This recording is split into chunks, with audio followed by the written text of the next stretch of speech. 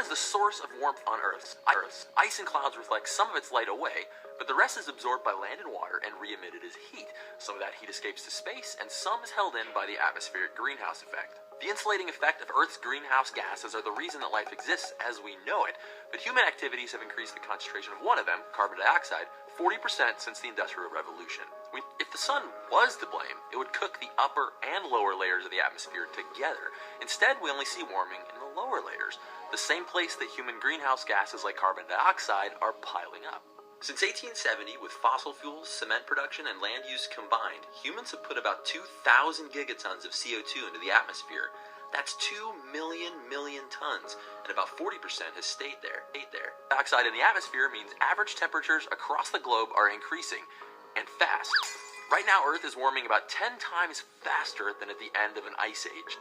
Okay, so CO2 is increasing. How do we know it's our fault? The best evidence comes from looking at what isotopes, or different kinds of carbon, are in the atmosphere. Fossil fuels come mainly from old plants. Plants prefer to use the lighter isotope carbon-12 over the heavier carbon-13, so they contain a higher ratio of 12 to 13 than the atmosphere does.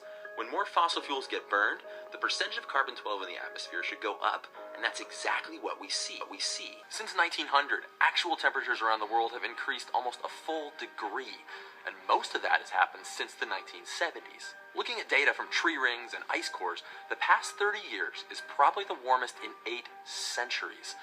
Of course, not every place on Earth warms equally. Oceans cover more than 70% of Earth, and they absorb more than 90% of the heat added to the planet. Naturally, that's where we see the most extreme changes. Around the world, oceans are rising a tenth of an inch per year, and they're up 8 inches since 1901. This is because water expands as it warms. And when ice sheets and glaciers melt in Greenland and Antarctica, water that's normally on frozen land gets put in the ocean. The oceans are Earth's largest carbon sink. As more CO2 enters the atmosphere, more of it dissolves in the ocean. Levels of summer sea ice in the Arctic have decreased 40% since 1978. They might be the lowest levels in 1,400 years.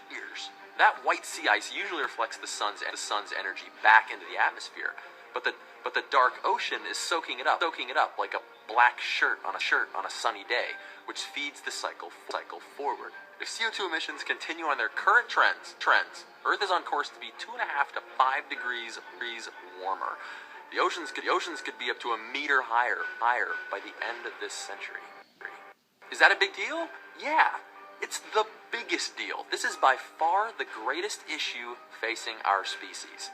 The last time the Earth averaged a few degrees colder, most of North America was covered in a mile-thick sheet of ice. That many degrees warmer? We're gonna have a bad time. So now you're armed with the facts. Why we know climate change is happening, and why we're causing it.